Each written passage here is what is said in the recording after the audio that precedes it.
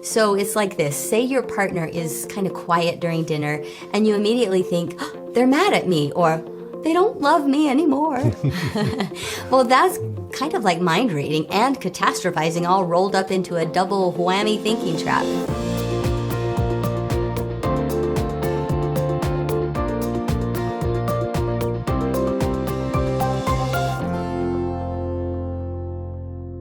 Hey everyone, welcome back to the I Thrive at Life podcast.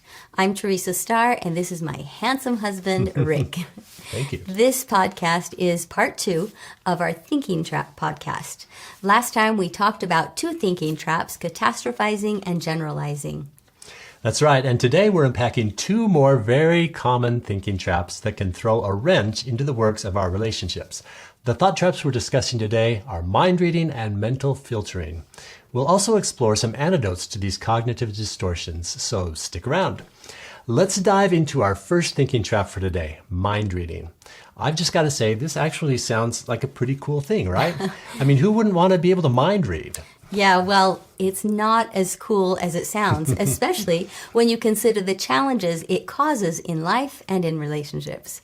Mind reading is when you assume that you know, absolutely know what your partner is thinking without any real evidence or only with minimal evidence. So it's like this. Say your partner is kind of quiet during dinner and you immediately think, oh, they're mad at me, or they don't love me anymore. Well, that's kind of like mind reading and catastrophizing all rolled up into a double whammy thinking trap. So to counteract mind reading, get curious. Have a conversation where you express your concerns and ask your partner's perspective. Simply say something like, I noticed that you were really quiet during dinner tonight. I'm just curious, is everything okay? Does it have anything to do with me? No. Quite often they might simply say something like, no, it's just been a rough day, or maybe they're really tired. There's really probably literally hundreds of possibilities why somebody could be quiet at dinner time. However, our human brains automatically assume that it has to do with us, causing us to feel that our safety in our relationship is being challenged. So these are the risks of mind reading. Oh, yeah.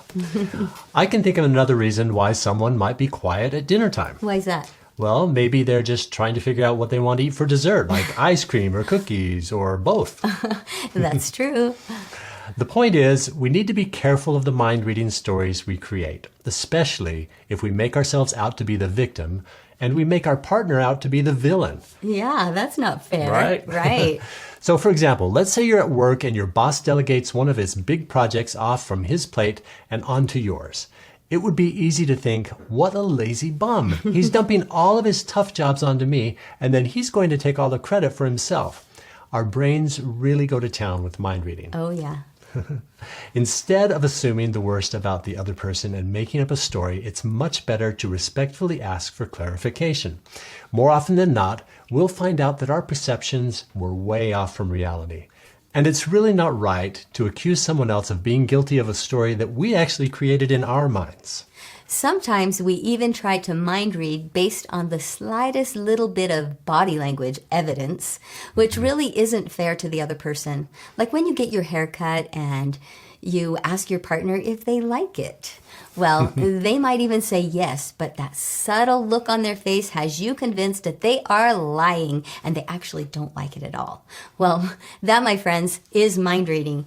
It's like you think you have a window into the other person's brain and you know for sure what they're thinking, but you really don't. You're only guessing. Instead of thinking, he hates my haircut, you simply ask about the little moment that caused you concern. You could say something like, I could be wrong, but when I asked you if you liked my new hairstyle, I thought I noticed a little subtle expression on your face, and it looked like you really didn't. Well, more often than not, you'll find that the story in your head doesn't match their reality. There could be a whole different story for that subtle expression that doesn't have anything to do with you, or maybe it really wasn't even there in the first place. That's right. And even if it was there, we just don't need to get hung up on those little petty details, right? By the way, I've always liked your haircuts. Oh, you're so kind. Just so you know. Thank you. So the antidote to mind reading is simply reminding yourself that there's no such thing as mind reading. Yep. Once you get used to the idea that mind reading is flawed, you might even choose not to inquire about subtle things, like when your partner had a subtle expression that you were trying to interpret, or when your partner hesitates to answer whether or not they like your haircut. Yeah. As we've said before, some thinking traps are best just noticed and then named, and then, without making a big deal of it, simply moving on. When we realize it's just a thought in our own head, we don't even really need to bring it up. That is so true. And if you do suspect that you are mind reading and you try to let it go, but the thought keeps popping up in your head, then go ahead and ask a non-judgmental question so you can gain the clarity you need and then move on. That might sound something like this. Hey, this might be my own interpretation, but when I asked if you liked my haircut, it seemed to me that you hesitated for a second. It probably doesn't even mean anything. However, your hesitation caused me to sort of make up a story, and then I started wondering if you really did like my haircut. No. I loved your haircut. Oh, It's yes. beautiful. Thank you. Yep. Thank you. See how that gave me a chance to clarify on my side and Yeah. to reassure. And the part on my side needs to not come in the way of saying, hey, Judgmental. I saw you. That looked like you didn't like my haircut. It's really better to say, it's probably just me. I probably made up a story in my head, but I did wonder what that look meant. So you're not even saying you don't like my haircut. Sometimes you could just say, what did that mean? Or was that related to me at all? So that they don't feel that you're judging them. And Right. that it's better if they don't think that you have made up a story. Even if you have, just try to minimize it so that it doesn't start an argument. That's a great idea. And then the partner can clarify what's really going on in their head. They might say something like, oh, sorry, I didn't mean to hesitate. I guess I'm just worried about something that happened at work yesterday. And that goes back to the idea that we often think that the other person's reactions are all about us, when often they've got lots of other things weighing on their mind. We don't need to assume that it's something bad about us. So, to summarize, mind reading is often inaccurate. Don't let your mind misinterpret other people's actions, and don't let your brain create a big story just based on the mind reading that's going on in your head. It's best to either let it go or seek clarification in a very non-judgmental or a non-accusatory way. That's right. Great points.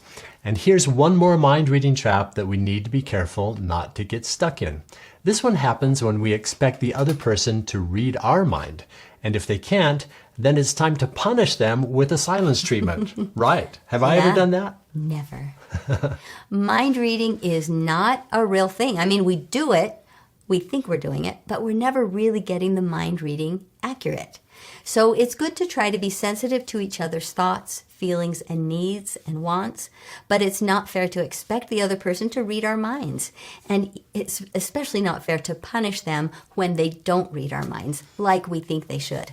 That's right. So the two types of mind reading we need to eliminate from our relationships are these. First, when we think we can read other people's minds or motives, and then we create a story that often assigns an unhealthy motive to the other person, pretty much labeling them as the villain in our story, while we make ourselves the victim. I know, right? We assume we know what they're thinking, and then we get annoyed with them. It's totally not fair. Totally not fair. Or the second type of mind reading is when we assume that the other person should know what we're thinking and feeling, and we're mad at them and accuse them of being insensitive simply because they can't read our mind. And again, it's totally unfair and unhealthy for any and all relationships. That's right. So the first piece of the solution is to agree that no one is a mind reader. And that's the best, to just go with the good old-fashioned and respectful communication. Mm-hmm. And then, with kindness, ask curious questions and be willing to have those crucial conversations where we speak open and honestly about our thoughts and our feelings. In future podcasts, we'll share some winning conversation strategies that will help you communicate openly with curiosity and kindness. But for now, just remember, no more mind reading. No mind reading. Our second and final thinking trap for today is mental filtering. which is like wearing gloom goggles that only let you see the negative aspects of your partner while filtering out the positives. Yeah. Your partner could do 100 things right, but if they do one little thing wrong, that's all you can see. Yeah, like when your partner does the dishes and mows the lawn and even gets the kids to bed, but instead of noticing all of those good things that they've done, you get stuck on the fact that they forgot to take out the recycling bin to the street. Well, what's the solution? Well, it starts with taking off those gloom goggles of ingratitude and starting to make a deliberate effort to notice the positive daily practices of your partner and all of their efforts to help others and to show up in your relationship. That's right. And nobody's going to be perfect, so we really can't expect our partner to be perfect. So to help you develop a habit of noticing more good in your partner, you can try this activity. At the end of each day, write down at least 3 things that you appreciate about your partner. And it can really help balance your awareness and bring in a little more positivity into your perspective and to build more satisfaction and joy in your relationship. And don't just keep all that good stuff in your journal. Set the intention to take time to tell your partner what you've noticed and express appreciation in person or even in writing to them. That's right. So how can couples practice escaping these thinking traps together? Try a mindful awareness exercise. Sit down with your partner and share your concerns without judgment or assumptions. Just listen, reflect, and validate each other's feelings. It's amazing how this can open up communication and deepen your connection. It's about being present with each other, acknowledging your thoughts and your feelings, and then consciously choosing to step back and see the bigger picture. So whatever thinking trap you find yourself in, whether it be catastrophizing, mind reading, or generalizing, or mental filtering, or others, which there are a lot of others. Yeah, there are. We'll get to those later. But be willing to notice it, name it, and then navigate into more accurate thoughts and more positive outcomes. Yes, and then choose thoughts that serve you and your relationships better so that you can show up in life and in your relationships as the best version of you. Well, that's our time for today. Practice these antidotes and mindful awareness exercises to keep your relationship strong and healthy so that you and your relationships can truly thrive. Thank you so much for joining us on I Thrive at Life. Until next time, remember to thrive on. And we'll see you next time.